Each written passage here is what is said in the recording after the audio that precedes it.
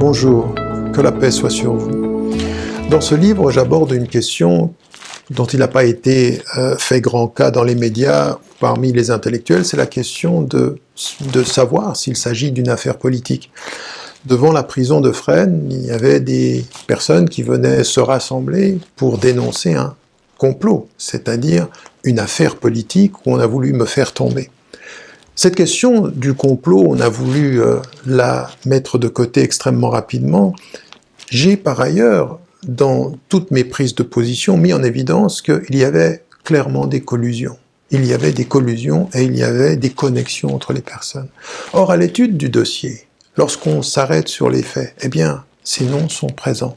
Les noms de qui? Ceux que je mentionne dans le livre, que le lecteur pourra retrouver, et qui sont ceux des ennemis de toujours, ceux dont j'ai parlé il y a 15 ans, il y a 20 ans, et qui sont encore présents, et qui sont liés aux différentes plaignantes, qui les ont poussées parfois, qui sont en connexion, et que les faits du dossier, le dossier parle de cela. Ce n'est pas moi qui l'invente, ni l'imagination des manifestants devant Fresnes qui l'a créé, c'est une réalité concrète, avec les noms, avec les implications, et de ce point de vue-là, je pose la question de savoir pourquoi, par rapport à l'instruction, les juges n'en font absolument pas cas. Comment ceci disparaît de l'instruction du dossier?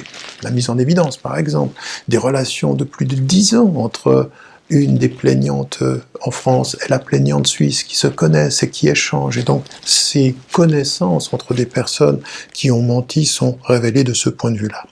Ça m'amène aussi, dans cette réflexion sur l'affaire politique, de dire que les collisions sont évidentes, le dossier en parle, et donc il faut aller plus loin que simplement l'affaire judiciaire pour se poser des vraies questions. Et ça m'amène dans le livre à parler de l'affaire Dreyfus, à parler de comment, du point de vue du droit, le mélange des genres est patent entre une volonté politique et une instruction juridique.